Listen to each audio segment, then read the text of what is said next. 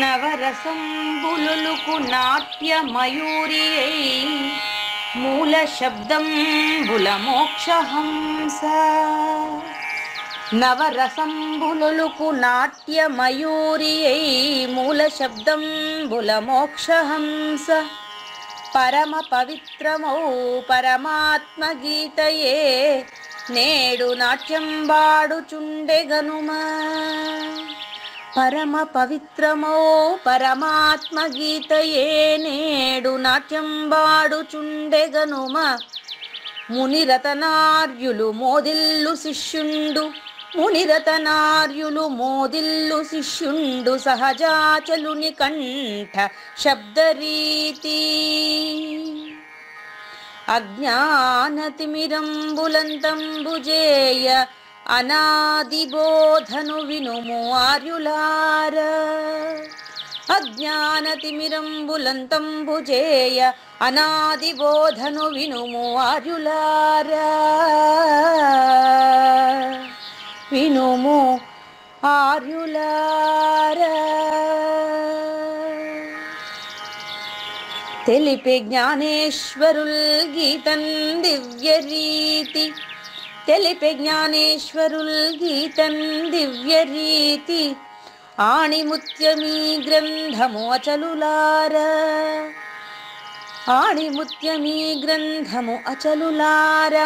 ఆదరించిరి గీతను అచల ఋషులు గురుని వాక్కుగా గ్రహించి గురుతుగనుడు. ఆదరించిరి గీతను అచల ఋషులు గురుని వాక్కుగా గ్రహించి గురుతుగనుడు. హరి ఓం శ్రీ గురుభ్యో నమః. నమో భగవతే వాసుదేవాయ. ఓం నమో నారాయణాయ. ఓం నమః శివాయ.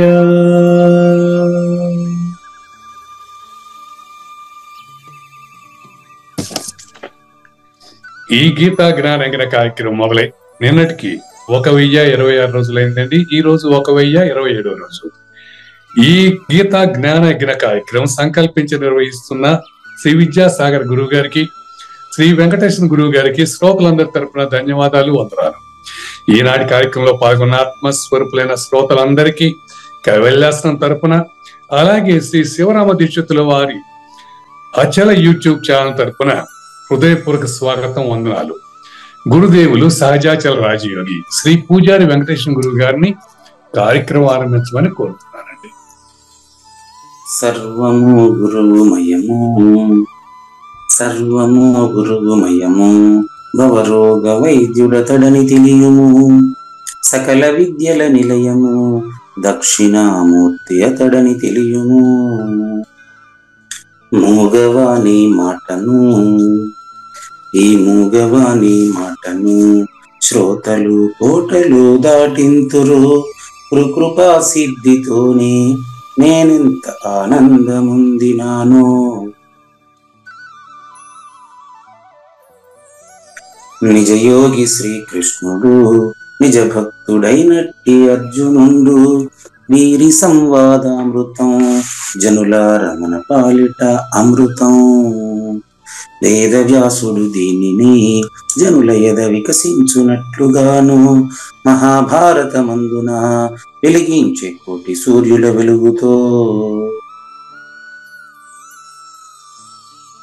నిత్య సత్య శాశ్వతమైన పరిపూర్ణంలో లేఖనే జరుగుతున్నట్లుగా విచారించబడుతున్నట్లు తెలియబడుతున్న పవిత్రమైన శ్రీమద్ భగవద్గీత జ్ఞానేశ్వర్య జ్ఞాన యజ్ఞంలో వాళ్ళ 1027వ రోజు, అంటే 2023 డిసెంబర్ 25వ తేదీన సోమవారం రోజున మరి రాజస కర్మ ఎలా ఉంటుందో తెలుసుకునేదానికి ముందుగా ఇక్కడ చాలా మంది నేను పరిపూర్ణాన్ని తెలుసుకున్నాను అని బాహాటంగానే చెప్పే ప్రయత్నం చేస్తున్నారు. అటువంటి వారికి సూచనగా ఇస్తూ అట్లా చెప్పడానికి వీలు లేదు నాయన. అంతెందుకు, మీరు కూడా చాలా సార్లు సగటు శ్రోత తరపున ప్రశ్నించారు. గురుగారు స్పష్టంగా ఇంత చక్కగా తెలిసినటువంటి మనం పరిపూర్ణం తెలిసినట్టు చెప్పడంలో తప్పేముంది అని అడిగారు. కానీ మీ ప్రశ్న మీకే అర్థమైంది తర్వాత.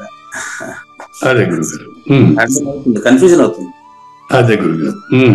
కానీ ఎలా చెప్తారు కొంతమంది, నేను గల మేను లేదని, నేను పరిపూర్ణుడండి, ఈ ప్రపంచం అంతా లేదండి అంటాడు. ఈ ప్రపంచం అంతా లేదండి అనేవాడు ప్రపంచంలోనే చెప్తున్నాడా, బయట పోయి చెప్తున్నాడా? ప్రపంచం లేని దాంట్లోనే చెప్తున్నాడు కదా, లేని జగంలో చెప్తున్నాడు ప్రపంచం లేదని. కాబట్టి వాడు లేదని వాడికి తెలియదు. అవును, అప్పుడు వాడు లేదని వాడికి తెలియడం గురు సూచనతో, గురు భక్తితో, అనన్య భక్తితో తెలిస్తే అప్పుడు ఉన్న పరిపూర్ణం వాడికి ప్రతిపాదన అయితే నేను పరిపూర్ణం అని చెప్పడు, వాడు పరిపూర్ణమే. మరి లేనివాడు ప్రపంచం లేదని అని చెప్తున్నాడు. స్పష్టంగా మీరు చెప్పిందే ఆన్సర్, లేనివాడే ప్రపంచం లేదని చెప్తున్నాడు. కానీ లేనివాడు ఎలా చెప్పగలుగుతాడు ప్రపంచం లేదని? వెరీ సింపుల్ అండి. మీకు నిన్న ముగ్గురు పురుషుల కథ చెప్పాను కదా, ఆ ముగ్గురులో చూడండి, ఒకరు నిద్రపోయినాడు, ఒకరు మరణించాడు, ఒకరు మేల్కొన్నాడు. అవును గురుగారు. మరణించిన వాడు జన్మిస్తాడు, అది నిద్రించిన వాడు మేలుకున్నట్టు. అవును గురుగారు. తర్వాత మీ ముగ్గురిని తెలుసుకుంటా ఉండే నువ్వు క్షర పురుషుడయ్యా. అది గమనించండి, క్షర పురుషుడు అంటే 24, అవిద్య, అజ్ఞానము, అది బాగుంది, క్లియర్. ముగ్గురిని విడివిడిగా తెలుసుకుంటున్నటువంటి నువ్వు కూడా జనన మరణాలు కలిగిన వాడివే. 24వ వాడిగా అంటే మరుపులో ఉండేవాడిగా, అజ్ఞానిగా, మిగతా జీవరాశుల్లాగా మన ఇద్దరం కూడా అజ్ఞానులే. అయితే విశ్వమును తెలియవాడు, విశ్వాన్ని కూడా మనం తెలుసుకుంటున్నాం కాబట్టి అప్పుడు కూడా మనం క్షరపురుషుడే.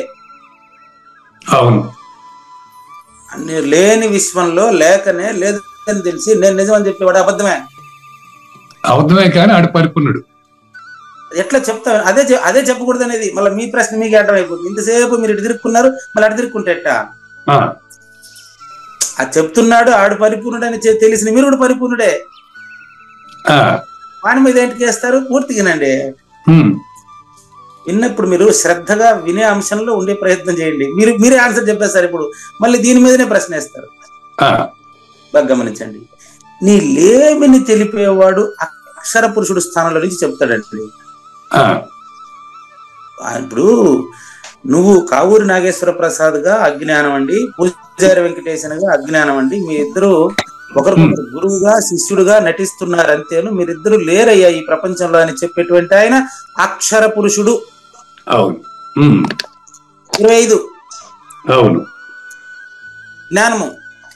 అవును గురుగారు, చెప్పేవాడు కూడా లేదని నాకు తెలుసు. అయితే ఆ సద్గురుమూర్తి, ఆ పరిపూర్ణుడు ఏ దేహంలో నుంచి వచ్చి చెప్పినప్పటికీ ఆ చెప్పేటువంటి అతన్ని పరిపూర్ణుడుగా చూసేటువంటి జ్ఞానం నీకు వచ్చిన తర్వాత వచ్చిన జ్ఞానాన్ని వదలాలండి. గమనించండి, నీ లేమిని తెలుపువాడు అక్షర పురుషుడని తెలియవయ్యా. అరుంధతి రామకృష్ణకి ఇంతవరకు తెలుసు. నిన్న వచ్చారు కొత్తగా, మళ్ళీ ఒక ప్రపోజల్ ఎత్తుకొచ్చినారు, గ్రూప్ లో పెట్టారు కాబట్టి చెప్పాలి నేను. గురువు గారు, మేము ఇంత దూరం తిరుమలకు పోయి కలియుగ ప్రత్యక్ష దైవం తిరుమలని దర్శనం చేసుకుని గుండు కొట్టుకొని గుడి చుట్టూ తిరుక్కొని మీ దగ్గరకు వచ్చింది ఎందుకు అనుకున్నారు? ఒకరికి ఉపదేశం తీసుకునేదానికి. అమ్మా నేను ఇంత స్పష్టంగా చెప్పున్నాను కదా, నేను ఎవరికి ఉపదేశాలు ఇచ్చేది తీసుకునేది లేదని, కానీ ఏర్పాటు చేసేసారు. కలియుగ ప్రత్యక్ష దైవం తిరుమలకు పోయి వచ్చారు, వచ్చి అంతా ఏర్పాటు చేసి అంతా రెడీ చేశారు, అప్పటికప్పుడు ప్రపోజల్ పెట్టేశారు. అప్పుడు ఏం చేయాలా? కృష్ణాపురంలో జరిగిన కథ. ఆమెను ఎవరు శిష్యుడు ఇక్కడ? ఓకే, గురువు ఎవరు? నేను కాదు. ఇక్కడ ఎవరు గురువు? ఆడ ఎవరు? కృష్ణాపురంలో ఒకరికి ఇచ్చారు కదా మీరు, ఇవ్వండి, మీరే ఇవ్వండి. మీరు గురువు, ఆవిడ శిష్యురాలు, మీరు ఒకరు పక్కకి ఒకరు. మీరు వెంటనే వాళ్ళ శ్రీవారితో అనుమతి తీసుకుని ఆమెకు అరుంధతి రామకృష్ణ గురువుగా, ఇంకొక ఆమె శిష్యుడిగా ఉపదేశం జరిగిపోయింది. మీరిద్దరూ లేని వాళ్ళే గాని మీ ఇద్దరిని తెలియజేస్తా ఉంటే నేను 25వ వాడే. ఇప్పుడు ఉపదేశం తీసుకోవాలనేవాడిది అజ్ఞానం, ఇచ్చేవాడిది అజ్ఞానమేనండి. కానీ వాళ్ళే ఒకప్పుడు జ్ఞానంగా ప్రకటించబడుతూ ఉంటారు. ఆ జ్ఞానం లేనిదని వాళ్ళకి తెలియదు. అది ఓహో అది బాగుంది. గమనించండి. కాబట్టి అక్షరములను మీరినటువంటి సద్గురుమూర్తి ఉపదేశం ఇవ్వడం, దాన్ని తీసుకునేది, ఇచ్చేది అదంతా లేదు ఆయనకి. అదంతా నటనని ఆయనకి తెలుసు. అంతర్హీనం, క్రియాహీనం, జనార్దన, ఆ జనార్దనుడికి తెలుసు. జనార్దనుడు ప్రత్యక్షంగా ఎక్కడ ఇచ్చేదిలే, తీసుకునేదిలే. ఇదంతా ఒక ప్రాసెస్. ఎందుకు? అది తెలియడానికి ప్రాసెస్. కాబట్టి నీ లేమిని తెలుపువాడు అక్షర పురుషుడని తెలియవయ్యా. నేను సృష్టికర్త విషయాన్ని తెలుసుకుని నీతో మాట్లాడుతున్నాను తప్ప సద్గురుమూర్తి సృష్టికర్త కాదు. ఇదో క్షరాక్షరముల మీరిన శిష్యుడా పరాపరముల మీరిన. నేను గురువు కాదు, నువ్వు శిష్యుడు కాదు. గురువు వలె మీరు గురువు కాదు, నేను శిష్యుడు కాదు. మీరు గురువు వలె, నేను శిష్యుడు వలె, నేను గురువు వలె, మీరు శిష్యుడు వలె తెలియబడుతూ ఉంటుంది ప్రపంచానికి. కానీ పుట్టు చావులు లేదని తెలిసిన పరమ పురుషుని చూడవా. వస్తాను. పుట్టు చావులు లేదని తెలిసిన పరమ పురుషుని చూడవా. పరమ పురుషుడు నిజంగా అక్షరాక్షర విశ్వమును ఎరుగడయ్యా. చీకటిని ఎప్పుడన్నా సూర్యుడు చూసినాడా? లేదు. ప్రపంచాన్ని చూడకూడదని నిర్ణయించుకున్నటువంటి వాడు ఉపదేశాలు ఎవడో తీసుకోవడం ఎన్ని కాదు, ఆయనకి లేదు. స్పష్టంగా చెప్పి, అమ్మా ఈ మంత్రం మీరు తీసుకోవడం వల్ల మీకు జ్వరం బాగా అవుతుంది, ఏదైనా వస్తుంది, అదంతా ఉట్టి మాటలు. అవంతా ప్రపంచంలో జరిగే ఉండేవి నీకు వస్తాయి, లేని రావు. అది వేరే విషయం. ఈ అచల పరిపూర్ణ ప్రబోధలో రావాలి అంటే నువ్వు నిద్ర లేచినప్పటి నుంచి నిద్రపోయేంత వరకు, సాయంత్రం వరకు హాయిగా ఎటువంటి సమస్యలు లేకుండా, జనన మరణ భ్రాంతి కొంచెం కూడా లేకుండా నిద్రపోయేదానికి మాత్రమే ఈ ఉపదేశం తీసుకోవాలి. దీనివల్ల నీకు ఎలాంటి ప్రయోజనం లేదు. ఉండేటువంటి ఈ శశికళ అనేటువంటి, లేకపోతే నాగేశ్వర ప్రసాద్ అనేటువంటి అబద్ధ పుత్రం పోగొట్టుకునేదానికి రావాలా. అది ఉంటే తీసుకెళ్ళి అబద్ధం లేదు. ఎంత నీట్ గా స్పష్టంగా ముందే చెప్పి, ఒకరిని గురువుగా పెట్టి, ఒకరిని శిష్యుడిగా పెట్టి, ఏ పీఠంలోనైనా పీఠాధిపతి ఆ పని చేయాలి. తగుదు నమ్మాదని పిలిపించుకుని కూర్చొని పెట్టుకుని వసూలు చేయకూడదు. వాళ్ళకి అది వ్యాపారం అయిపోతుంది. కాబట్టి మరి ఇది సద్గురు నిలయం అని పెట్టినారు కదా పేరు. ఇది సద్గురు నిలయం అనే దానికి ఇదే సార్థకత ఏమో కదా. గురువుగా మరొకరు శిష్యుడిగా వెళ్ళారు ఇక్కడి నుంచి వచ్చి. వాళ్ళిద్దరూ పూజారి వెంకటేశ్వర గురువు అనుకుని వచ్చారు. కాదమ్మా, మీరే గురువు, మీరే శిష్యుడు. చూసారా? కాబట్టి పరమ పురుషుడు నిజంగా అక్షర విశ్వమును ఎరగకుండా ఉంటాడు. అతనికి ఏం అవసరం లేదు. నీ వల్ల అతనికి ఏమో, అతని వల్ల నీకేం రాదు. రాకపోక లేనటువంటిది పరిపూర్ణం. కాబట్టి అటువంటి పరిపూర్ణాన్ని సూచన చేసేటువంటి పద్యం ఇది. మరి 150 ఈరోజు 150 1.5 సెంచరీ 150 పద్యంతో శ్రోతలందరికీ సాదర స్వాగత సుమాంజలి. శ్రీ గురుభ్యో నమః. శ్రీమద్భాగవత కృష్ణదేశిక ప్రభువులు రచించిన 292 కందార్థ దరువులు సంపూర్ణంగా జ్ఞానయజ్ఞంలో రోజుకొకటి చొప్పున వ్యాఖ్యానించబడిన విషయం శ్రోతలకు విదితమే. ఈ కందార్థ దరువులను రచించిన 19 సంవత్సరాల వరకు అవి ముద్రణకు నోచుకోలేదని, వాటిలోని నిగూఢ భావాలను మరింత స్పష్టం చేస్తూ రచయిత క్షరాక్షరోపాధి ద్వయదోషరహిత పరమతత్వ కందములు 261 రచించారని, తదుపరి సద్గురు శుభాశీస్సులతో ఈ రెండూ కలిపి ఒకే పుస్తకంగా ముద్రించారని పెద్దలు చెప్పగా విన్నాం. పుస్తకం ఇప్పుడు మన భక్తులతో చాలా మంది దగ్గర ఉంది. ఈ కందపద్యాలు భగవద్గీతకు ఉత్తర గీత వలె సద్గురు భక్తులకు కందార్థ దరువులలోని ఎన్నో సమస్యలకు సమాధానమై విలసిల్లుతోంది. ఎంతో ఉపయోగకరమైనటువంటి ఈ కందపద్యాలను రోజుకు ఒక్కొక్కటి చొప్పున వివరించాలని అడిగిన ప్రత్యక్ష శ్రోతల కోరిక మేరకు జ్ఞానయజ్ఞంలో శ్రీకృష్ణ పరమాత్మ సందేశానికి ముందే ప్రతిరోజు కృష్ణ ప్రభువుల దర్శనం మహద్భాగ్యంగా భావిస్తూ ముందుకు వెళదామా? నేను గల మేను లేదని మేనునని ఉండి ఇట్లు మిడుకుట మేలా, మేనును విడిచెను వినియదు మానుగ నీవనకయున్న మాయవి సుమ్మి. చూసారా, మానుగ నీవనకయున్న సరిపోతుంది. కానీ నువ్వు నేను పరిపూర్ణం అండి, నేను పరిపూర్ణాన్ని తెలుసుకున్నానండి, నీకు కూడా చెప్తానండి, అది నువ్వు చెప్పే మాటలన్నీ మాయ మాటలు. ఇది కృష్ణప్రభువులు ఇంత స్పష్టంగా చెప్తాడు, ఇంకేం కావాలి మీకు? మళ్ళీ నేను గలను మేను లేదు అంటే వాళ్ళు ఒక సూత్రం తెస్తారు. బ్రహ్మసత్యం జగన్మిథ్య అని చెప్పారు కదా, ఆ బ్రహ్మం నేను, ఈ ప్రపంచం అబద్ధం అంటాడు. అదే అర్థం అక్కడ, నేను గల మేను లేదని. ఈ ప్రపంచం అబద్ధం అని చెప్పేటోడు ప్రపంచం నుంచి బయటకు వచ్చి మాట్లాడాలా. నేను అడిగింది సరిపోయిందా? కృష్ణ ప్రభు అడుగుతున్నారు, నేను అడుగుతున్నా అనుకున్నారు మీరు మళ్ళీ. అవును, నిన్న చెప్పారు ముద్దుగా ఈ గ్రంథము పెద్దల ముందర చెప్పేదానికి ఇబ్బంది పడబాకు, ఏదైనా తప్పులు దిద్దుతారు, అంతవరకే నా పని.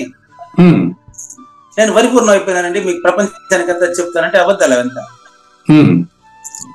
పరిపూర్ణం అయితేనే అని చెప్పి గొప్పలు చెప్పుకోకూడదు, కావాలని ఆశపడద్దు, అయినానని అబద్ధం చెప్పొద్దు. ఇది పండిత శిఖామణి చెప్పారండి, శిరోమణి శిఖామణి రాసినటువంటి శివానంద స్వామి చెప్పారండి. చూసుకోండి, ఇది చాలా స్పష్టమైన సూచన ఉండాలి ఇక్కడ. నేను అంటే అక్కడ సృష్టికర్తగా తను 25ని అపరోక్షం చేసుకుని ఉంటాడు, లేకపోతే అంతమందిని ఆకర్షించే వ్యాపారం చేయలేడు. సృష్టికర్తను స్పష్టంగా అందరిలో నేనే ఉండేదని తెలుసుకుని ఉంటాడు, కానీ ఆ గుర్తు పోగొట్టుకోలేదు అతను. కాబట్టి నేను గలను అధిష్టాన రూపమైనటువంటి సృష్టికర్తగా నేను ఉన్నానండి, అందరి నేనులో ఉండేది నేనే అంటాడు, అది రెండో నేను. కానీ మేను లేదని అబద్ధాలు చెప్తాడు, శరీరం మాత్రం లేదని అబద్ధాలు. మాయా పరిణామమైన బ్రహ్మానికి శరీరంగా తోచబడుతుంది, ఇది మిథ్యాస్వరూపం అని శంకరులు చెప్పారు ఆల్రెడీ, ఈయన చెప్పాల్సింది మళ్ళీ. అయితే బ్రహ్మసత్యం జగన్మిథ్యలో బ్రహ్మసత్యం అంటే అచల పరిపూర్ణ పరబ్రహ్మం సత్యం అని అర్థం. పూజారి వెంకటేశం బ్రహ్మం కాదు, అదే గురుగారు. అనాది నిర్వికల్ప పరబ్రహ్మము సత్యమని అర్థం అక్కడ బ్రహ్మం అంటే. మళ్ళీ కొంతమంది బయలుదేరుతాడు, మళ్ళీ గుర్తు చేద్దాం. శ్రీమించు శివరామ దీక్షితుల బోధ అచలాన్య బ్రహ్మమని అన్నది చూడు, అనంతోపనిషత్తు ప్రూఫ్. శివరామ పండిత సిద్ధాంతమందు బట్ట బయలొక్కటే లేనెరుకలేదు. ఆ అనాది నిర్వికల్ప పరబ్రహ్మమునే బట్ట బయలన్నారు దీక్షితుల వారు. అది ఉండేది. మన ఇద్దరు అబద్ధపు గుర్తు, వింటా ఉండే వాళ్ళందరూ గుర్తు కూడా అబద్ధపు గుర్తు తెలిసిన వాళ్ళు పరిపూర్ణులే. నేను పరిపూర్ణుడు అని చెప్పడం అబద్ధం. ఎందుకు తెలుసా? మీరే చెప్పండి, ఎవరైనా పెళ్లి కాకముందు నాకు పిల్లలు పుడతారండి మీరేం భయపడిపోకండి అన్నాడు అనుకో పెళ్లి చూపుల్లో, అప్పుడు వాళ్ళకి డౌట్ వచ్చేస్తుంది. వస్తున్నారా? అదే మీరే చెప్పండి. అది సహజంగా జరిగే ప్రక్రియ కదా. వాడు పెళ్లి కొడుకు వాడు భ్రాంతి వాడు పెట్టుకొని అన్ని మాట్లాడేసిన తర్వాత మీరేం భయపడిపోకండి, నాకు ఎలాంటి రోగాలు లేవు, నాకేమైనా రోగం ఉంది అనుకున్నారా అన్నాడు అనుకోండి, ఆ సబ్జెక్ట్ తెస్తే అందరికి డౌట్ వచ్చేస్తుంది. అవునా కాదా? చూడండి. అవును గురుగారు. అట్లా ఎవరికి చెప్పుకోవాల్సిన అవసరం లేదు. వీడు సహజంగా ప్రకృతి సహజంగా పెళ్ళైతే పిల్లగాలు పుడతారు, ఒకవేళ పుట్టకపోతే అది ఎవరి కర్మ, అది తర్వాత విషయం. ముందే ఏదైనా ఇట్లాంటి ప్రపోజల్ తెచ్చినట్టు డౌట్ వచ్చేస్తుంది. అట్లా నేను పరిపూర్ణుడు నిజంగా వీడు పరిపూర్ణులైతే చెప్పాల్సిన అవసరం ఉందా? చూడు, ఎందుకంటే వాడు ఒకడైనా పరిపూర్ణుడా? మిగతా వాళ్ళది కదా. ఒకసారి ఆలోచించండి. సర్వము గురువుమయము, సర్వము గురువుమైనప్పుడు అన్నప్పుడు ఇది తప్ప ఏమీ లేదని మొదటిది మొరపెట్టుచుండు. మంత్రం మీద వేస్తారు గురువు, తను చెప్పడు. ఇది తప్ప ఏమీ లేదని మొదటిది మొరపెట్టుచుండు ముదమున వినుమా, అది మొదటి మంత్ర సారాంశం. అంటే అచల పరిపూర్ణం మాత్రమే ఉంది అన్నప్పుడు అంతటా పరిపూర్ణమే ఉంది. అదే నువ్వు కావూరు నాగేశ్వర ప్రసాద్ కాదు, ఇది నిజం. తెలుసుకోకపోవడం నీ ఇష్టం. అది నీ సాధన పైన, నీ ఆలోచన పైన, నీ శ్రద్ధ పైన ఆధారపడి ఉంటుంది. నాకేం సంబంధం? నీ శ్రద్ధ పైన ఆధారపడి ఉంటుంది తెలుసుకోవడం. అంటే నా పూర్వకర్మ సంస్కారాల పైన ఆధారపడి ఉంటుంది తెలుసుకోవడం. గురువు సూచన చేస్తాడు అంతే. అట్లా తెలిసి నువ్వు ఊరుకుండాలనే తప్ప అధిష్టాన రూపమైనటువంటి దాన్ని తాను అని భ్రమించడం వల్ల 25వ దాన్ని పరిపూర్ణమని వాడు భ్రమించడం వల్ల అట్లా ప్రకటిస్తాడు. వాడు మాయే. అందుకని నేను లేదని నీవు ఉండి ఇట్లు మినుకుట మేలా. శరీరంతగా చెప్పేది అన్నమాట. నువ్వు అవునండి, శరీరం లేకుండా అటు పక్కన చెప్పబోయే చూద్దాం. సహజంగా అది మిడుకుట, అబద్ధాలు చెప్పడం. మిడుకుట అంటే అబద్ధాలు చెప్పడం, అనుకోవడం కూడా ఎరికేనయ్యా. అబద్ధాలు చెప్పడం, అనుకోవడం ఇంటంతా ఏం పనులు ఇవంతా? నువ్వు అనుకునేదానికి నువ్వు వేడంలో చెప్పు. సూర్యుడి వలన రాత్రింబవళ్ళు ఏర్పడును. ఆన్సర్ కరెక్టే. సూర్యుడి దగ్గర రాత్రి ఉందా, పగులుందా? రాత్రి లేదు, ఉన్నది ఒకటే వెలుగు. అదే అక్కడ రాత్రి లేదా అన్నప్పుడు పగులుంది అని చెప్పాల్సిన పని ఉందా? లేదు. అదే విధంగా నువ్వు ద్వంద్వాతీతుడని తెలియబడితే మళ్ళీ కొత్తగా ఉపదేశాలు ఇచ్చి డబ్బులు తీసుకుని వ్యాపారాలు చేస్తావా? నిజంగా తెలిసి ఉంటాయా? నువ్వే చెప్పు. నిజంగా నీకు నువ్వు పరిపూర్ణని తెలిస్తే ఏం ఆశించి అతనికి 500 రూపాయలు తీసుకుని ఉపదేశం ఇస్తున్నావు, 5000 రూపాయలు తీసుకుని పట్టా ఇస్తున్నావు? నాకు చెప్పబోయా ఇప్పుడు ఆన్సర్ చెప్పు. కాబట్టి శరీరంలో ఉంటూ శరీరంలో లేని అబద్ధాలు పలకబాకు. నిజంగా నువ్వు అశరీరుడివే అయితే నీ ప్రవర్తన అశరీరంగా ఉండాలి. నిన్న చెప్పారే సాత్విక కర్త, సాత్విక కర్మ, సాత్విక జ్ఞానం చెప్పారే, అట్టుండాల. అప్పుడు వినియద నీ అనుభవమును ప్రమాణముగా సత్యంగా తీసుకుంటాను. నేను విడి చను వినేదు బయట శరీరం నుంచి బయట పో, అప్పుడు మాట్లాడతాను నీ దగ్గర. చను పో బయట అంటున్నాడు ఆయన. చూడండి, మేనును విడి చను వినియదు. శరీరం నుంచి కొంచెం పక్కకు రావా మాట్లాడుతుంది. మేనును విడి చను వినియదు. కాబట్టి మానుగా నీ వనకయున్న మానుగా నేను పరిపూర్ణమని నీకు తెలిస్తే నిజంగా దానికి రెండో మాటే లేదు. అంతేగాని ఊరికే నేను పరిపూర్ణమైన నేను అబద్ధాలు చెప్పబాకు. నీవు నీ శరీరంతో పాటే లేనివాడవుతావని తెలుసుకోవాలి. మాట్లాడేవాడు లేనివాడని మాట్లాడుతున్నప్పుడే తెలియాలి. అది ఎప్పుడు అంటే దక్షిణామూర్తి స్తోత్రంలో చెప్తాడు. ఏమని? విశ్వం దర్పణ దృశ్యమాన నగరీ తుల్యం నిజాంతర్గతం. ఇది ప్రబోధ సమయే తెలియాలి, బోధిస్తున్న సమయంలోనే తెలియాలి. ప్రపంచం అనేది అద్దంలో కనిపించే బొమ్మలాగా నీ మనసు అనే అద్దంలో కనిపించేటువంటి నీ ప్రతిబింబము 25వ దాని ప్రతిబింబము. దానికే కర్మ సిద్ధాంతం వర్తిస్తుంది. దైవజ్ఞ శ్రీనివాసమూర్తి గారు పెట్టిండారు. నాకు ఇప్పుడు అది క్లాస్ లో ఉన్నా కాబట్టి అది చెప్పలేకపోయినా ఇప్పుడు చెప్తున్నా. చూడండి, మరి కర్మ సిద్ధాంతం అంతా ఏంటండి? ప్రారంధము, ఆగామి, 25వ దానికి చెట్టు విత్తన విధంగా ఉండేటువంటి ద్వంద్వానికి కర్మలన్నీ 24 అని అడిగారు వారు. కాదండి, 24, 25 వేరు కాదండి. కర్మ రూపం యాక్షన్ రూపంలో వస్తే అజ్ఞానము, అది అంతకుముందు మూల అవిద్య. ప్రకృతిలో ఉంటే మూల అవిద్య అంటారు 25 దాన్ని. సమిష్టికర్తను మూల అవిద్య అంటారు. సృష్టిది సురస్వప్నము, వ్యష్టిది నరస్వప్నం అండి. కాబట్టి కర్మలన్నీ కూడా 25వ వాడిదే. 25వ వాడిదే. 25, 24 ఎందుకు డివైడ్ చేశాను చెప్పండి?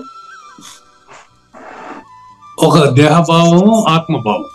అంతేదా అవగాహన కోసం 24, 25 డివైడ్ చేశాం కానీ 26వదిగా సూచించబడతా ఉండేది 1.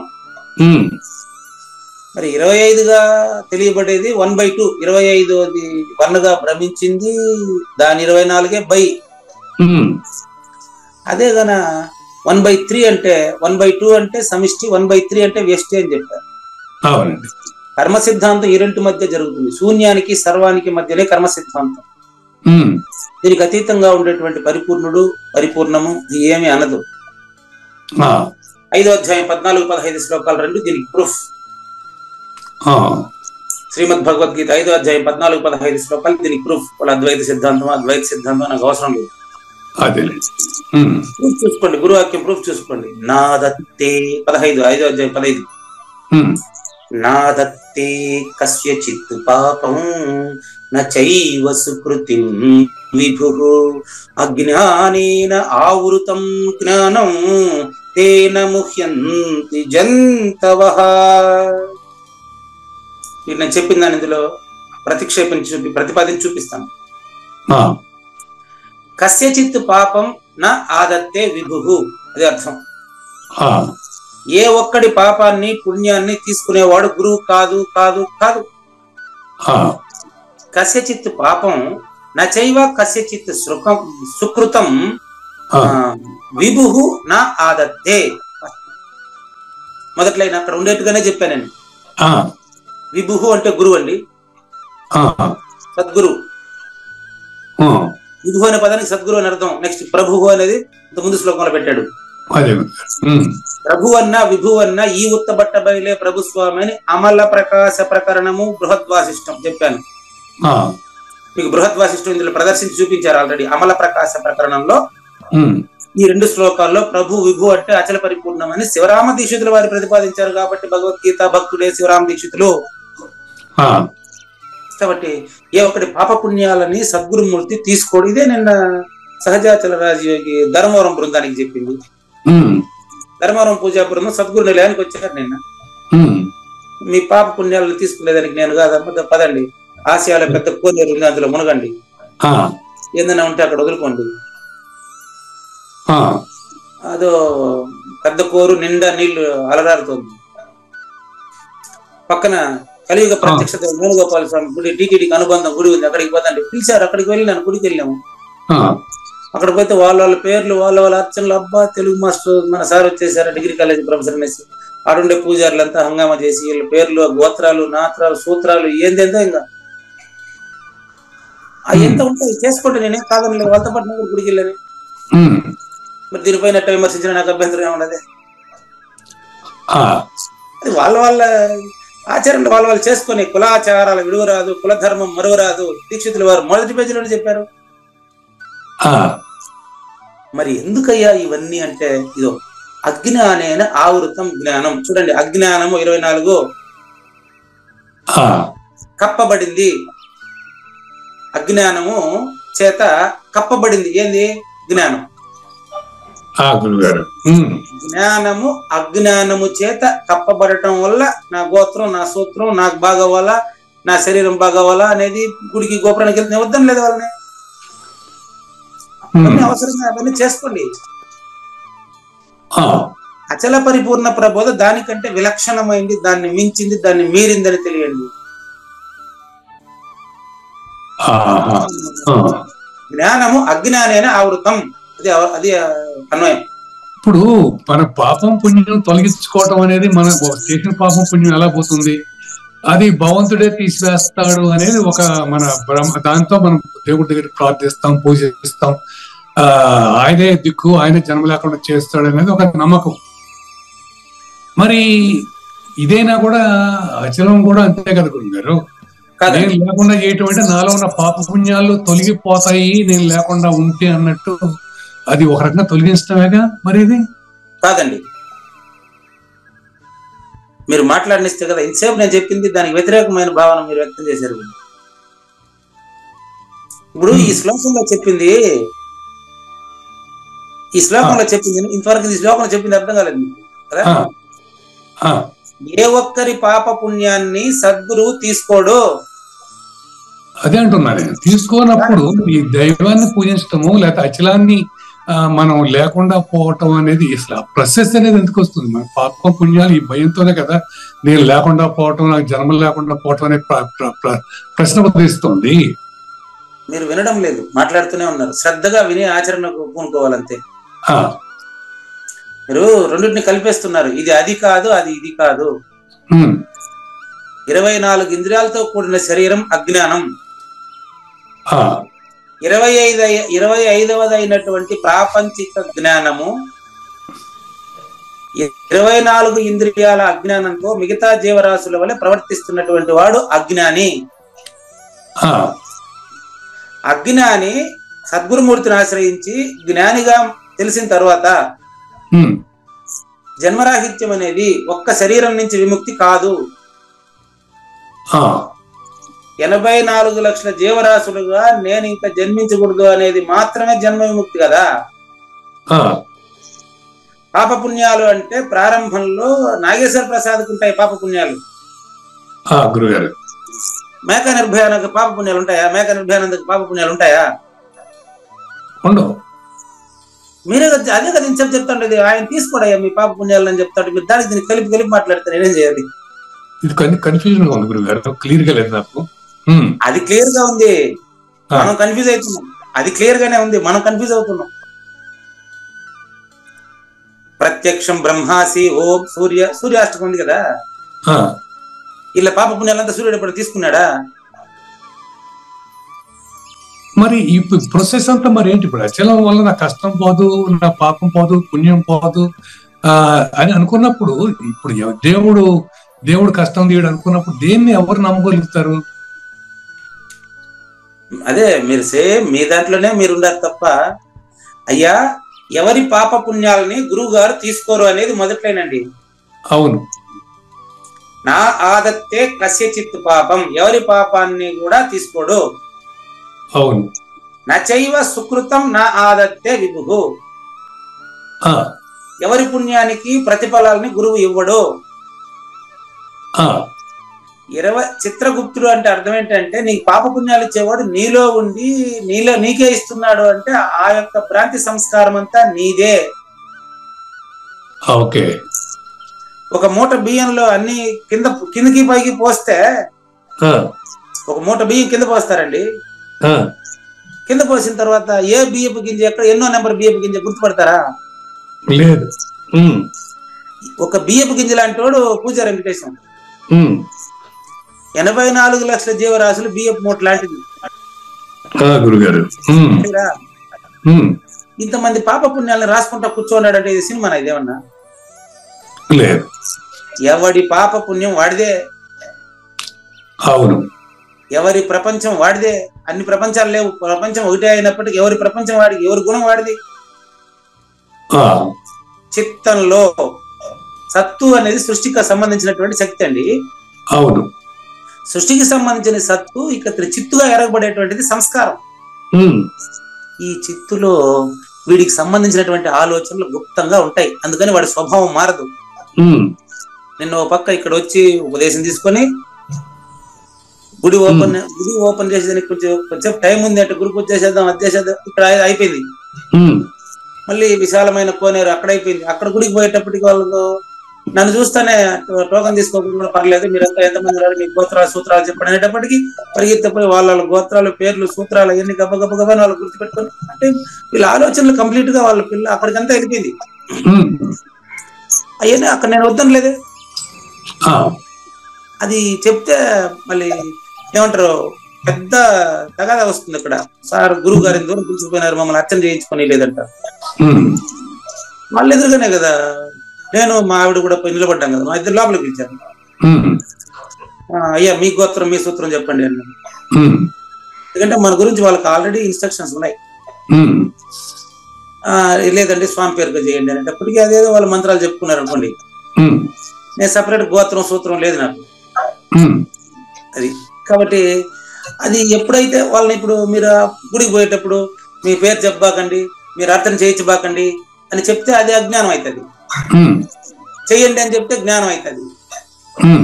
రెండు నేను అన్నానా? ఉమ్, చేయండి అన్నానా చేయకూడదు అన్నానా? రెండు అలా అది గురువు పని.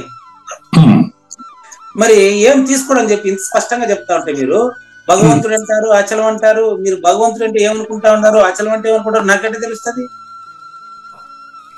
మీరు విచారిస్తే ఆ, మీరు పేర్లు ఏమైనా పెట్టుకోండి, ఆ, సృష్టికి సంబంధించినదే సృష్టి, సృష్టికి అతీతమైంది సృష్టి కాదు.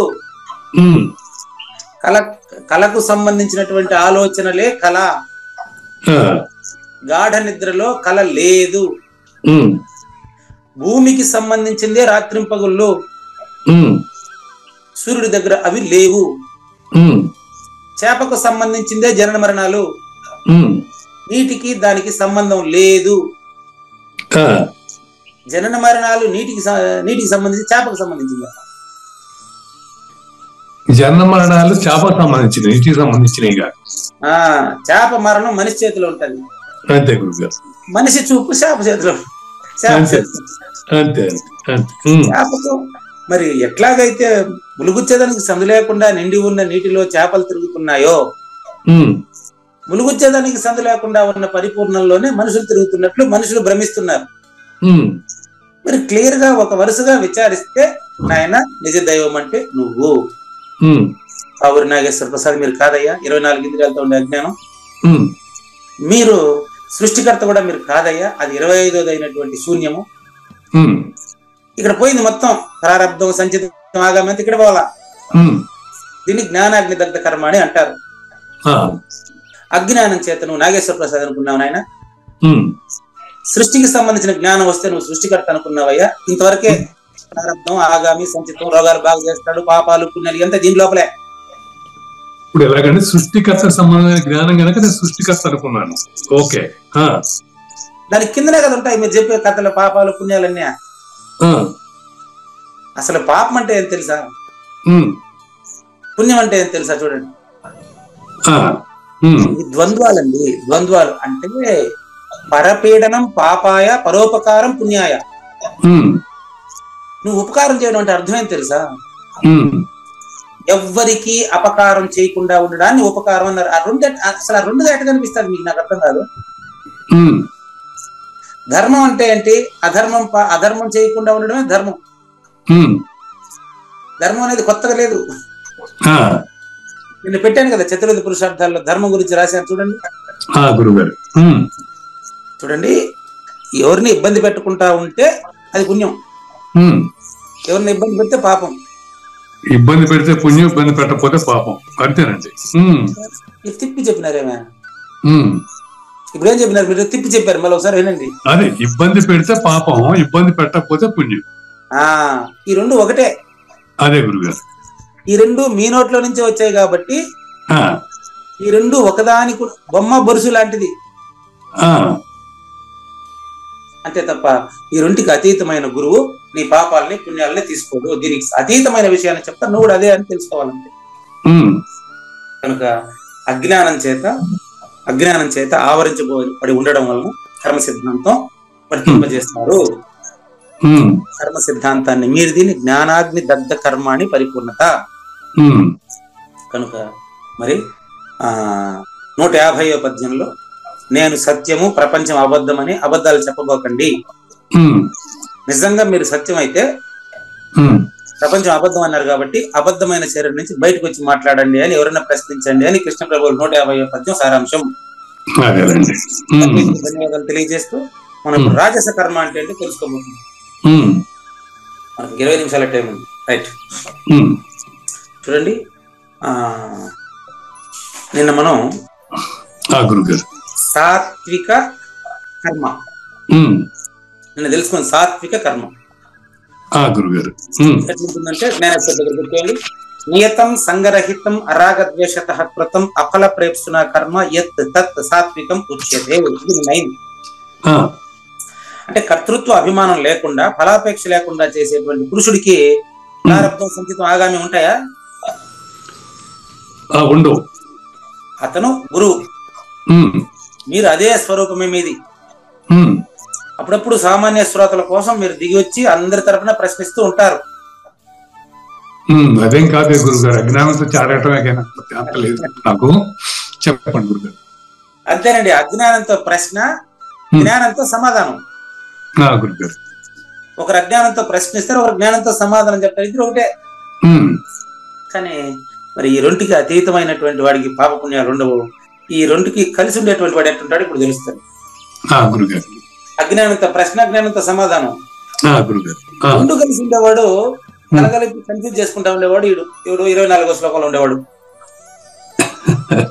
వాడికి అది చూద్దాం కానివ్వండి. శ్రీ భగవాన్ ఉవాచ శ్రీ భగవాన్ ఉవాచ యత్తు కామేప్సునా కర్మ యత్తు కామేప్సునా కర్మ అహంకారేణ వా పునః సాహంకారేణ వా పునః క్రియతే బహుళాయాసం క్రియతే బహుళాయాసం తద్రాజసముదాహృతం. తద్రాజసం ఉదాహృతం. అంటే ఎవరైతే కోరికతో పని చేస్తాడో అక్కడ అహంకారం ఉంటుంది. కోరిక లేకుండా పని జరిగే చోట అహంకారం ఉండదు కాబట్టి వాడు పరిపూర్ణుడు. నేను పరిపూర్ణం అని చెప్పడు. వీడు అపరిపూర్ణుడు. వీడు పని చేయడం వల్ల ఎక్కువ ఆయాసం పొందుతూ ఉంటాడు. నిజానికి పని చేయడం వల్ల కదా ఆయాసం, మంచి చెడు మిక్సింగ్ అయి ఉండేటువంటి ప్రతిఫలాన్ని కోరేటువంటి పని చేయడానికి ముందే ఆయాసం. వీడికి ఎంత లంచం తీసుకోవాలంటే తీసుకునే ముందే భయం వీడికి ఉంటుంది. గవర్నమెంట్ ఉద్యోగం రూల్ ప్రకారం లంచం తీసుకోకూడదు, కానీ ఇస్తానని ఆశ పెడుతున్నారు. ఇప్పుడు తీసుకోవాలి వద్దా, ఇక్కడి నుంచి టెన్షన్ మొదలైతే ఇంకా తీసుకునేలే. ఇట్లా మిక్చర్ సత్వగుణం తమో గుణం కలిసిందే ఇది. ఈ కన్ఫ్యూజన్ ఎన్నాళ్ళు వీడు పోగొట్టుకుంటాడు నాకు తెలియదు. కానీ ఆ కన్ఫ్యూజన్ ఎలా ఉంటుందో ఇప్పుడు చూపిస్తారు. 1027వ రోజు 2వ భాగం. వాడు మూర్ఖుడు అంట. చూడండి, ఎత్తదన మూర్ఖుడితోనే మొదలెట్టాడు వ్యాఖ్య. ఎక్స్ప్లెనేషన్ నేను చేశానండి, మీకు ప్రతిపదార్థమైంది. ఎవరైనా మూర్ఖుడైన మనిషి తన ఇంట్లో తల్లిదండ్రులతో ఎప్పుడు ఒక్క నిమిషం కూడా మధురంగా మాట్లాడాడు. వాడు ఎప్పుడు ఇసురుకుంటా, పెళ్ళాన్ని ఇసురుకుంటా, భర్తని ఇసురుకుంటా, ఇట్లా ఎప్పుడు కొట్లాడుకుంటా ఉంటాడు. కానీ బయట ప్రపంచంలో మాత్రం భలే అత్యాదరంగా భలే మాట్లాడుతుంటాడు, భలే స్పష్టంగా మాట్లాడుతుంటాడు. కొంతమంది బయట భలే నీతులు చెప్తూ ఉంటారు. దీనికి మేము ఒక చిన్న ఉదాహరణ చెప్తాను, వాళ్ళ పేర్లు ఎంత వద్దు. మేము హ్యూమన్ వాల్యూస్ క్లాసులు ట్రైనింగ్ లో ఉన్నాము, 7 రోజులు ట్రైనింగ్. నాకు ఎవరి చరిత్ర ఏమిటో నాకేం పని, నేను అందరితో పాటు రూమ్ లో ఉన్నాను. అప్పుడు ఒక ఆయన మా కొలీగ్ ట్రైనింగ్ లో ఉండే ఒక ఆయన చెప్తాడు, ఈవిడే మొగుడిని వదిలేసి ఊర్లు తిరుగుతా ఉంది, ఈవిడ మనకు హ్యూమన్ వాల్యూస్ ట్రైనింగ్ నేర్పిస్తుంది అంటున్నాడు ఆయన. చూడండి, దాంతో మనకేం పని అండి? అంటే ఆ మాట అనకూడదు. మనం ఆ మాట అని ఆ పాపం మనం కూడా మూట కట్టుకున్నట్టే లెక్క. అంతేనా కాదా? ఆవిడ స్థితి ఆవిడది అనుకో, దాంతో మనకేం పని? నేను పరిపూర్ణం అవ్వాలా, నేను వాల్యూ నేర్చుకోవాలా, నేను సమాజంలో సంతోషంగా జీవించాలని నాది కదా పని. కాబట్టి అట్లా మాట్లాడుకోకూడదు అనమాట. బయట మాత్రం అన్ని భలే నీతులు చెప్తూ సమాజానికి మంచి నీతి వాక్యాలు చెప్తూ ఇంట్లో మాత్రం పాటించడు వాడు. వీడినే ఇటువంటి కర్మను ఏమంటారంటే రాజస కర్మ అంటారండి. ఇంట్లో ఉండే తులసి మొక్కకు ఎప్పుడు ఒక నీటి పొట్టు కూడా పోయాడు, కానీ బయట ద్రాక్ష తీగలకు మాత్రం పాలతో తడుపుతానంటాడు. దాని అర్థం అది. ఇంట్లో పాటించడు గానీ బయట పోయి భలే నీతులు చెప్తా ఉంటాడు. అట్లా నిత్య నైమిత్తిక కర్మలు చేసేదానికి తాను కూర్చున్న ప్రదేశం నుండి కూడా లేడు వాడు. ఇంట్లో వాడు బనిను వాడు ఉతుక్కోడు, వాడు డ్రైవర్ వాడు ఉతుక్కోడు. కానీ బయట వేదికల పైన మాత్రం వీడు ఎవరి పనులు వారే చేసుకోవాలని నీతి చెప్తా ఉంటాడు. ఇదే రాజస కర్మ. ఆడు పాటించకుండా ఎట చెప్తాడు? వాడికి అర్హతే లేదు, వాడికి మూర్ఖుడు వాడు. కాబట్టి తనకు లాభించే పని వచ్చినప్పుడు మాత్రం శరీరానికి ఎంత కష్టమన్నా సరే వెనుకాడు. చూడండి మంచి పంటను పండించేదానికి విత్తనాలు నాటేటప్పుడు విత్తనాలు ఎక్కువగా నాటితిమి అని అన్నడు అనుకోం మనం. అటుండాలనే తప్ప యథేష్టంగా లాభించును అనే ఆశ ఉండే చోట ఇప్పుడు ధన వ్యయం ఎక్కువగా చేసేస్తాడు. దీనికి ఉదాహరణతో సహా ఎక్స్ప్లెయిన్ చేస్తున్నటువంటి ఉదాహరణకి ఒక రసాయన శాస్త్రవేత్త స్పర్శమణి గురించి తెలుసుకున్నాడు అనుకోండి. వాడు సైంటిస్ట్ కూడా కానీ మా క్లాసులో ఎప్పుడు దీని గురించి స్పర్శమణి గురించి మాట్లాడుతూ ఉంటాడు మా హరిబాబు సార్ మా కాలేజీలో. అది స్పర్శమణి అంటే నాకు తెలుసు అని అంటూ ఉంటాడు. మరి అది ఏందో తెలియదు, నాకు తెలియదు ఇంతవరకు, ఆయనకు తెలుసు. స్పర్శమణి అంటే అర్థం తెలుసు కదా మీకు? అదే మన బంగారాన్ని, అదే కదా మీరు చెప్పేది, బంగారం. ఇంకా పైకి తీయండి, ఇంకా పైకి, అది స్పర్శమణి కింద చూడండి. స్పర్శమణి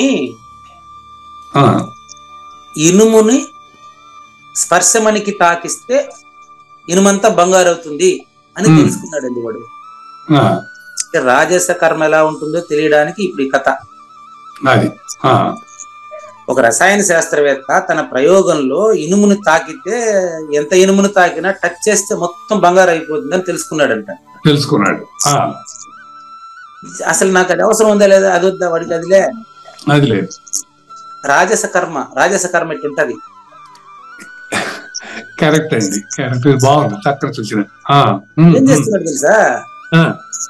తన ఆస్తి అంతా అమ్మే ప్రయత్నం చేస్తున్నాడంట, అమ్మేస్తున్నాడు.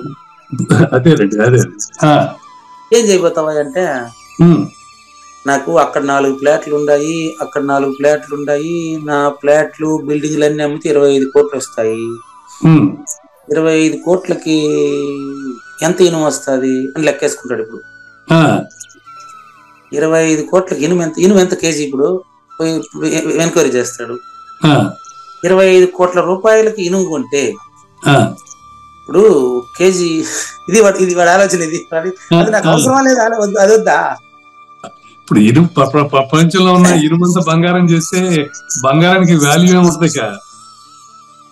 ఓహో, మీరు రిజల్ట్ చెప్తున్నారు నాకు. రాజస కర్మ ఎలా ఉంటుందో చెప్పడమే నా పని ఇక్కడ. అదే మీరంతా అదే, మనకి ఏం ఉపయోగం? ఇప్పుడు మనం ఇనుము ఎంతవరకు కావాలి అంతవరకు కావాలి, కానీ దానికి బియాండ్ దట్ ఏం ఉపయోగం అనేది రాజస్థానంలో ఇలాగే ఉంటుంది. నా ఆస్తినంతా అమ్మితే ఎంత ఇనుము వస్తుంది, ఆ ఇనుముకి మొత్తాన్ని బంగారంగా మార్చుకుంటాను కదా. కాబట్టి నేను ప్రపంచంలో ఉండే ఇనుమంతా నేను కొనాలంటే నాకు నా ఆస్తిని అంతా అమ్మే ముందు ఇనుము కొంటాను అన్నాడు. వీళ్ళ ఆస్తిని అంతా వీడు అమ్మేదానికి ఆయన చెప్తాడు, నాతో పాటు వాకింగ్ వస్తాడు, కానీ ఆయన చెప్తాడు, మామ ఈ నా ఆస్తిని అంతా అమ్మేసి డబ్బు నా దగ్గర ఇస్తే నేను లెక్కేసుకుంటా చచ్చిపోతాను మామ అంటాడు. అంటే దాన్ని లెక్క పెట్టేటప్పుడు చచ్చిపోతాడు. అంటే అంత ఆస్తి ఉందంట ఆయనకి.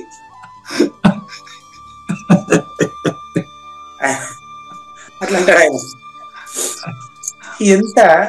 ఎంతసేపు ఆయన చెప్పేది మనం చెప్పేది ఆయన వినడు. ఇదంతా నీకు సంబంధం లేదు మామ, ఎందుకు ఆ మాట అంటావు? అసలు నువ్వు కేవలం ఇందులో 84 జీవరాశులు జీవం అంతే, నువ్వు దీనికి సంబంధమే లేదు. నా ఆస్తి అంటే ఎందుకు అంతసేపు ఆలోచిస్తాడు? ప్రాణం పుట్టుకోమంటే ఏమి లేదు. అది వదిలేసి ఈయన రసాయన శాస్త్రవేత్త ఇనుము కొనేదానికి తన ఆస్తిని అంతా అమ్మేస్తాడు. వీడు అన్ని ఆస్తులు అమ్మి అగ్రిమెంట్ చేసి రిజిస్టర్ చేసి ఆ డబ్బంతా ఎత్తి పెట్టుకుంటే వాళ్ళు ఎంతమంది దొంగలు ఎత్తిపోతారు, ఇది ఆలోచించట్లేదు. మీరు మొత్తం కొనేస్తారంటున్నాడు. ఎట్ట పెట్టుకోగలడండి?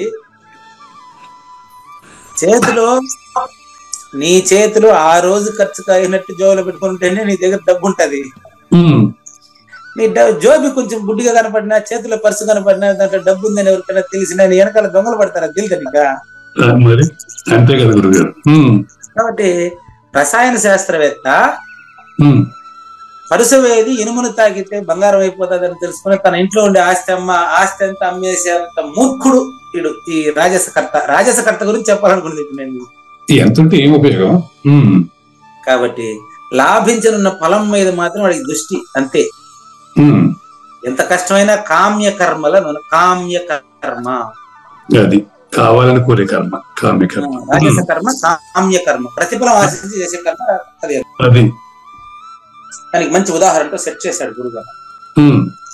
ఈ విధంగా ఎంత అత్యధికముగానైనా కర్మలు చేస్తాడు గాని అతనికి అవన్నీ అతి కొద్దిగానే కనిపించను. ఏం లేదు నాకు ఇప్పుడేం అంత బాగా తిరిగిగానే ఉన్నాను అంటాడు. ఏం రా ఇంకా నాకు డబ్బు లేదని మా తమ్ముడిని చెప్తే, ఏం లేదనా నాకేమో 1 కోటి రూపాయలు వస్తా ఉందినా, 1.5 కోటి కొనేసి ఉన్నాను, ఏం చేయాలంటాడు. తమ్ముడు నాకు పలానా చోట ఎందుకు రా డబ్బు అట్ట పెట్టుకున్నావు, అది ఇచ్చేయచ్చు కదరా అని అడిగితే వాడు అంటాడు అనమాట, ఏం లేదు నాకేమో ₹1,00,00,000 ఇది అమ్ముతున్నా, 10,000 టోకన్ తీసుకున్నా, వేరే చోట 1.5 కోటి కమిట్ అయిపోయినా అంటాడు. మరి ఇప్పుడు వీడు కమిట్ కాకుండా ఎప్పుడు ఉంటాడో తెలియదు నాకు. అతడు కళాశాలలో చిక్కుకొని ఉన్నందువల్ల ఆ మాట ఒప్పుకోడు. నాకేం పని లేదు, నేను తీరిగ్గానే ఉన్నానంటాడు. కళాశాలలో చిక్కుకొని ఉన్నందువల్ల తాను చేసే కామ్యకర్మలన్నీ చక్కగా ఆడంబరంగా చేస్తాడు. మళ్ళా ఈయన మాటలు మాట్లాడతాడు, మళ్ళా తేటగా మాట్లాడినట్టు కనిపిస్తాడు. మళ్ళా దానితో పాటు చూడండి, అతడు తాను చేసే పనులన్నిటిని లోకానికి చాటుకొని పోతూ ఉండాలనుకుంటాడు. ప్రపంచానికి కూడా నేను చేసిన ధర్మకార్యాలను తెలియాలంటాడు. మరి ప్రపంచం అంతా కూడా కర్మలన్నింటినీ చేయువాడను నేనే అని చెప్పుకుంటాడు అనమాట. అక్కడ గుడి కట్టించినాను, ఇక్కడ చర్చికి నేను 10 లక్షలు ఇచ్చినాను, ఈ గుడికి 4 లక్షలు ఇచ్చినాను, ఇదంతా ప్రపంచం చెప్పుకోవాలన్నమాట. చెప్పుకోవాలి. నేనేనని చెప్పుకొని నా మహత్యాన్ని ప్రకాశితం నడుచుకుంటే పని చేస్తాడు వాడు. రాజస కర్మ. అది రాజస కర్మ. అతనిలో ఉండే కర్తృత్వ అహంకారము అతను తన తండ్రి లేదా గురువుల గొప్పతనమును కూడా లక్ష్య పెట్టనంత అధికంగా ఉంటుంది. కర్తృత్వ అహంకారం బాగుందండి. ఎప్పుడు కూడా అక్కడ చాలా ఇంపార్టెంట్ పాయింట్ అండి. ఈడ కూడా సూచన చేస్తాను. ఎక్కడైనా ఏదైనా దాన ధర్మాలు చేయాల్సిన అవసరం వచ్చినప్పుడు ఒక సూచన, అంతే సూచన. ఇప్పుడు కూడా తన తల్లిదండ్రుల పేరుతో చేయాలి అంటారు.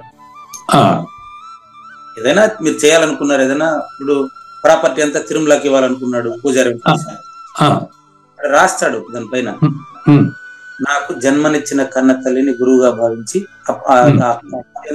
క్లిప్పింగ్ చూసుంటారు, నాకు జన్మనిచ్చిన మానవ జన్మకు నాకు కారణమైనటువంటి నా కన్న తల్లి కుప్పమ్మ జ్ఞాపకార్థం నాకు సంక్రమించిన యావదాస్తి తిరుమల అన్నదాన కార్యక్రమానికి కైంకర్యం, ఆ పదం ఉంది, కైంకర్యము చేయడం, ఆ పదానికి అర్థం కూడా తెలియదప్పుడు నాకు. కైంకర్యం అది నేను ఇచ్చినట్టు కాదండి, నాకేళ్ళ నుంచి వచ్చింది, సంక్రమించబడింది, అది అట్లా పోయింది అంతవరకు. అది సంక్రమించబడింది, అక్కడ పోయింది, మొత్తం మీదేగా, మొత్తం మీదేగా. అది నాకు తెలియదు అప్పుడు. ఇప్పుడు కర్తృత్వ అహంకారం వల్ల తల్లి, తండ్రి, గురువు వీళ్ళ ముగ్గురిని వదిలేస్తాడు వాడు. నేను చేసినానంటాడు, ఆ వల్లే నువ్వు గొప్పోడైనావు అని మాట్లాడతాడు. వీళ్ళ తల్లిదండ్రులు లేకపోతే వీడే లేదనే అజ్ఞానం అనే జ్ఞానమే లేదు వాడికి. తల్లిదండ్రుల వల్లే కదా, తల్లిదండ్రుల కర్మ వల్లే కదా ఈ శరీరం. అవునండి. నా ద్వారా ఏం చేయబడినప్పటికీ వాళ్ళే కదా తొలి గురువులు. అవును. నిజానికి దక్షిణామూర్తి స్వరూపం వాళ్ళే కదా. అవును. అది తెలియజేసిన గురువులోనే తల్లిదండ్రిని మనం చూసినప్పుడు తల్లి తండ్రి గురువుతో సమానమే కదా. ఇప్పుడు నేను మాట్లాడేదంతా నా కన్న తల్లి పెట్టిన భిక్షే కదా. అవును. ఈ దృష్టి వాడికి ఉండదు. అవును. అది రాజస కర్మ. దీన్ని బట్టి కర్మ ఎప్పుడు బంధించదు మనిషిని. కర్మ వల్ల, కర్మ ద్వారా జరిగే ఆలోచనే బంధిస్తా ఉందని తెలుస్తా ఉంది ఇప్పుడు మనకు. ప్రాణం తీసే జ్వరము ఏ ఔషధమును అంగీకరించదు. విషజ్వరం వచ్చి ఆ రోజు వాడు కాలగర్భంలో కలిసిపోవాలని ఉంటే వాడికి ఔషధాలు పనిచేయవు. అంతే. వీడికి పరిపూర్ణ బోధ పనిచేయదు వీడికి. అట్ట ఆలోచించి అట్ట తీసుకోవాలి. ఒక పదాన్ని తీసుకునేటప్పుడు ఉదాహరణ ఎట్లా తీసుకోవద్దు. అంతే గురువు. టైం వస్తే ఔషధం పనిచేయదు, డాక్టర్ ఉపయోగం లేదు. ఆ విధంగా రాజస గుణం ఉండేవాడికి పరిపూర్ణ బోధ చెప్పరాదు. అవునండి. ఈ రీతిన అహంకారం పడగొట్టబడి ఫలాశలో చిక్కుకున్న మనుషుల చేత పెక్కు కర్మలు అతి అనురాగం చేతనే చేయబడుతూ ఉంటుంది. చాలా అనురాగంతో చేయబడుతూ ఉంటాయి. అతడు కూడా అనేక కష్టాలను ఓర్చుకొని గారిడి వాడు తన పొట్ట నింపుకునే దానికి ఎన్ని కఠినమైన పనులు ఒక్కొక్కప్పుడు మ్యాజిక్ చేసేటప్పుడు మ్యూజిషియన్లు చాలా మంది చనిపోయి ఉంటారండి ప్రమాదంలో. అవును. గారడి వాడు తన పొట్ట నింపుకునే దానికి అతి కష్టతరమైన సాధ్యమైన ఆటలను కూడా వాడు చేస్తాడు.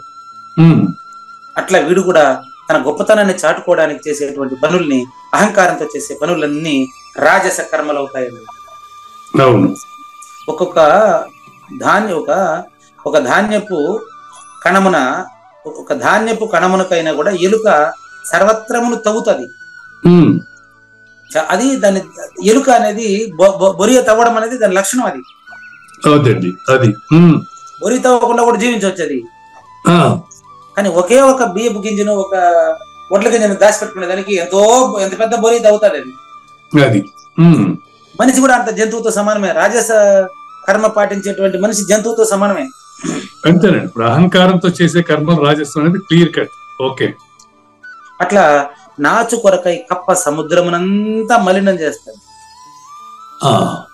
నాచు అది తినేది నాచు ఇవే కదా, అట్లాంటిదే. అదే గురుగారు. కేవలం భిక్షానికి వాడు పాముని స్పష్టంగా మచ్చిక చేసుకుని, ప్రాణాంతకమైనటువంటి పాముని మచ్చిక చేసుకుని దాన్ని తీసుకుని ఇంటింటికి వీధికి తిరుగుతాడు భిక్షకే. అవును, అంతేనా కాదు? అవునండి. ఇట్లా అనేక కష్టాలు అనుభవించి తన లాభానికి చేయబడే అన్ని కర్మలు రాజసములని పిలువబడును. కానీ కొందరికి ఈ విధమైన కష్టములు అతి ప్రియంగా ఉంటది. వాడిని మీరు ఏం ఇప్పుడు మార్చలేరు. అటువంటి వాడు తనకు తాగొచ్చే సద్బోధన తెలుపమని గురువు దగ్గరికి కావాలి తప్ప బలవంతంగా అటువంటి పరిపూర్ణ బోధ చెప్పే ప్రయత్నం చేయకూడదు. కాబట్టి ఒక అతి చిన్నదైనటువంటి ధాన్యపు కణమును తెచ్చుకునేదానికి చెదల పురుగు, చెదలు ఎంత తెలుసా మీకు? చెదలు తెలుసు గారు. చెదలే కదా మీరంతే. చెదల పురుగు పాతాళ లోకం వరకు కూడా రంధ్రం చేసుకుని పోతానే ఉంటారు. అట్లా వీడు కర్మలోనే ఆనందిస్తూ ఉంటాడు. అకర్మ గురించి వాడికి తెలియదు. ఒకప్పుడు ఒక పని చేసేవాళ్ళు పని అందరూ సమానంగా చేస్తూ ఉంటారు, కానీ అశరీరుడు చేసే పని వల్ల అతనికి పాపపుణ్యాలు అంటవని అతనికి తెలుసు, అతని లాంటి వాళ్ళకి తెలుసు అది. కాబట్టి స్వర్గ సుఖములు లభించే ఆశతో చాలా మంది ఇక్కడ దాన ధర్మాలు చేస్తూ ఉంటారు. స్వర్గ సుఖాల్లో కావాలని చెప్పేసి అనేక కష్టాలతో నుండి ఉండేటువంటి పరిశ్రమతో చేసే క్లేశకరమైన కామ్య కర్మల్ని రాజస కర్మలు అంటారు. కాబట్టి ఇక రాజస కర్మలు ఎట్లుంటాయి, నెక్స్ట్ తామస కర్మల గురించి చూద్దాం. క్లిప్పింగ్ ప్లే చేస్తున్నటువంటి ఇంకా పైకి తీయండి, ఇప్పుడు ఇంకా పైకి తీయండి. ఇప్పుడు పెద్ద చేసి చూడండి, కింద తెలుస్తుంది. తన తల్లి కుప్పమ్మ స్మృత్యర్థం, ఈ విరాళం మొత్తాన్ని పంపారు. కాబట్టి అది కంప్లీట్ గా అంటే ఈ దేహంతో సంపాదించబడినటువంటి సంపాదనతో మాత్రమే ఈ దేహానికి జన్మనిచ్చిన వాళ్ళు గాని, నన్ను నమ్ముకొని వచ్చినటువంటి నా భార్య బిడ్డలను గాని పోషించాలనే కాన్సెప్ట్ నాకు అంత చిన్న వయసులో కలిగినట్టుంది. అది కొన్ని జన్మతః వచ్చేస్తాయండి, పూర్వజన్మ పుణ్యోదయమును అంటారు. అది అంత ఈజీ కాదు గురుగారు, అలా రావటం అనేది అంత ఈజీ కాదు, అంత సహజం కాదు గురుగారు. మేము ప్రాక్టికల్ గా మనం చూస్తున్నాం కదా, మేము నిత్య జీవితంలో మేము చేయలేము ఆ పని. ఓకే, ఇంకా 4 నిమిషాలు ఉంది, అందులోపు ఈ తామస కర్మ గురించిన శ్లోకాన్ని చూద్దాం. ప్రతిసేపు చెప్పింది రాజస కర్మ, ఇప్పుడు చెప్పబోయేది తామస కర్మ. శ్లోకం నంబర్ 25. ఓకే గురుగారు. అనుబంధం క్షయం హింస, అనుబంధం క్షయం హింస, అనపేక్ష్య చ పౌరుషం, అనపేక్ష్య చ పౌరుషం, మోహాదారభ్యతే కర్మ, మోహాత్ ఆరభ్యతే కర్మ, యత్తత్ తామసముచ్యతే, యత్తత్ తామసం ఉచ్యతే. ఇక్కడ హింస అనేది ప్రధానం అండి. ఇక్కడ తామస కర్మ అంటే ఒకరికి ఇబ్బంది కలిగినప్పటికీ నేను జీవిస్తాను. మానవుడు అంటే తనకున్న సౌకర్యాలు తన అవసరానికి మూడించులు ఎక్కువ ఉందంటే మానవుడు. లేదు నాకు ఇంకా చాలలేదు అనేవాడు రాజసుడు, రాక్షసుడు. ఇంకా పశుమానవుడు ఉన్నాడు. పశుమానవుడే ఈ తామస కర్మి. వాడు ఏం చేస్తాడంటే, నాకు కావాల్సిన సంపాదన ఇతరులకు అన్యాయం చేసి, లంచం తీసుకుని, దౌర్జన్యం చేసి, హత్యలు మానభంగాలు చేసి సంపాదిస్తాననే వాడు తామస కర్మి. అవన్నీ వాడు చేసే పనులన్నీ నిందా పనులే ఉంటాయి. కాబట్టి ఏ కర్మం అయితే హానిని, హింసను, సామర్థ్యం ఇవన్నీ ఆలోచించకుండా కూడా ఒక పని చేసి డబ్బు సంపాదించాలా, దారి దోపిడి, లంచాలు ఇట్లాంటివన్నీ ఉంటాయి కదా, అంటే అనుబంధం చూడవాడు హింసను పట్టించేవాడు. కేవలం సంపాదనే చూసుకుంటాడు, కానీ దానివల్ల హింస కలుగుతుంది కదా, ఒకరికి ఇబ్బంది కలుగుతుంది కదా అని కూడా ఆలోచించాడు. అటువంటి తామస కర్మ గురించి తర్వాత ఎపిసోడ్. అలా గురుగారు. లేనిది లేదు లేదు, ఉన్నది లేకపోవుట లేదయ్యా, ఈ గొప్ప మర్మమంతా నీ వలన తేటగా తెలిసెనయ్యా. భోగలాలసుల చేత శ్రమలతో అహంకారుల చేతను చేయబడు కర్మలన్నీ రాజస కర్మలని చెప్పబడును. మంచి చెడ్డలు చూడక, హానిని హింసను గుర్తించక, అజ్ఞాన భావంబుతో చేయబడు కర్మలు తామసంబు. శ్రీకృష్ణుని పలుకును సూటిగా తలపల మునిరత్నమే, శ్రీమించిన భావమై సద్గురువు చెప్పకనే చెప్పెను గదా. సద్గురాత్మండు మంగళం అమ్మ కానండి. జయ మంగళం నిత్య శుభమంగళం, జయతు జయ మంగళం మహోత్సవ మంగళం. జయ మంగళం నిత్య శుభమంగళం, జయతు జయ మంగళం మహోత్సవ మంగళం.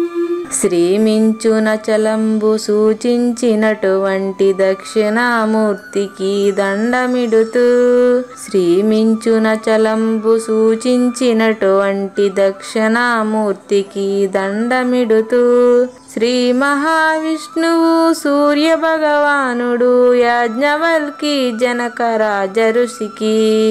జయ మంగళం నిత్య శుభమంగళం, జయతు జయ మంగళం మహోత్సవ మంగళం. అయం వ్యర్థ బాహ్య కోపిన భవతి అనే సుఖయోగి సాంది పరుసుల వరుస. అయం వ్యర్థ బాహ్య కోపిన భవతి అనే సుఖయోగి సాంది పరుసుల వరుస. దీనినే శ్రీకృష్ణ పరమాత్మ వద్దనే ఎరిగరిగిన ఉద్ధవార్జునులకు. జయ మంగళం నిత్య శుభమంగళం, జయతు జయ మంగళం మహోత్సవ మంగళం. శ్రీ అల్లమా ప్రభు బసవేశ్వరుండును బ్రహ్మానంద రామానంద స్వామి. శ్రీ అల్లమా ప్రభు బసవేశ్వరుండును బ్రహ్మానంద రామానంద స్వామి.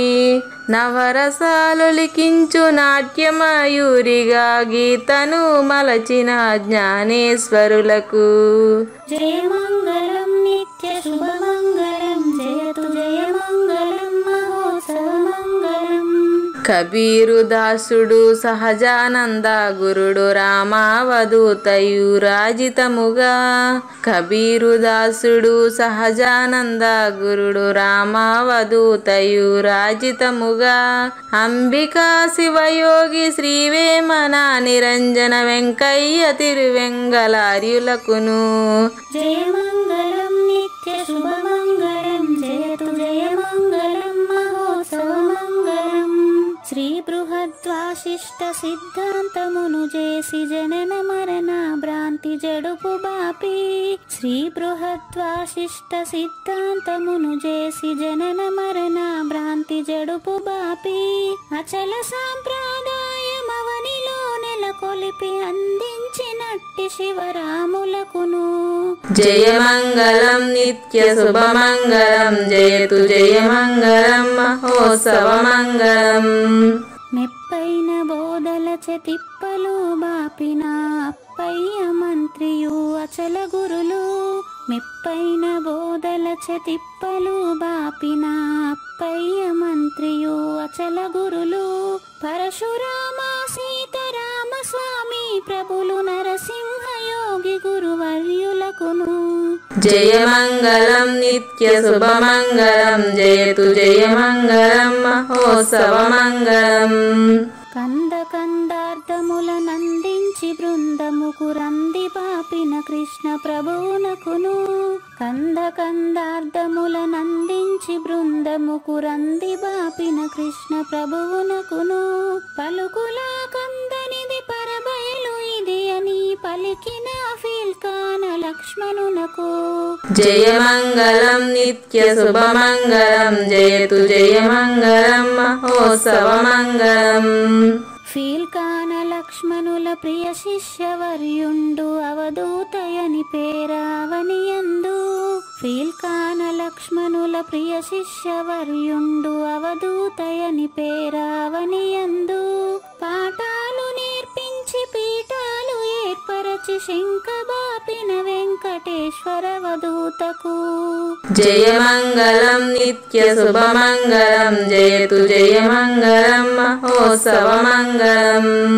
బట్టబయలున ఎరుక పుట్టనే లేదని బాలాజీ సింగు ఈ కీలు తెలిపే. బట్టబయలున ఎరుక పుట్టనే లేదని బాలాజీ సింగు ఈ కీలు తెలిపే. మూలమూలేనట్టు ఎరుకేమి లేదని తెలియజెప్పిన మునిరత్నమార్యులకును జయమంగళం నిత్య శుభమంగళం జయతు జయమంగళం మహోత్సవమంగళం. నరస్వప్నము వంటి సురస్వప్నమిది అని పరిపూర్ణదర్శినిని ప్రకటపరచి. నరస్వప్నము వంటి సురస్వప్నమిది అని పరిపూర్ణదర్శినిని ప్రకటపరచి. సహజాచల రాజయోగి సద్గురు కృపచ సాంప్రదాయక గురుల సరసన జేరే. జయమంగళం నిత్య శుభమంగళం జయతు జయమంగళం మహోత్సవమంగళం. నిష్కల్మషానంద నిజ గురుని శిష్యుండు లింగమూర్తి లిపిని పొందుపరచి. నిష్కల్మషానంద నిజ గురుని శిష్యుండు లింగమూర్తి లిపిని పొందుపరచి. కార్వేటి నగరము పురవాసుడైనట్టి పూజారి వెంకటేశునకంకితం విధి. జయమంగళం నిత్య శుభమంగళం జయతు జయమంగళం మహోత్సవమంగళం. జయమంగళం నిత్య శుభమంగళం జయతు జయమంగళం మహోత్సవమంగళం. జై సద్గురు ప్రభు మహారాజ్ కి జై. జై గురుదేవ్ అండి. శ్రోతలందరి తరపున వెంకటేశ్వర గురువు గారికి ధన్యవాదాలు చెప్తూ శాంతి మాత్రం. పూర్ణమదః పూర్ణమిదం పూర్ణాత్ పూర్ణముదచ్యతే పూర్ణస్య పూర్ణమాదాయ పూర్ణమేవ అవశిష్యతే. ఓం తత్సత్. ఓం శాంతి శాంతి శాంతి. హరి ఓం. అశరీరం సర్వదా అస్తి శరీరం రహితం సదా అయమేవ సద్యో ముక్తి అన్యథా భ్రమకారణం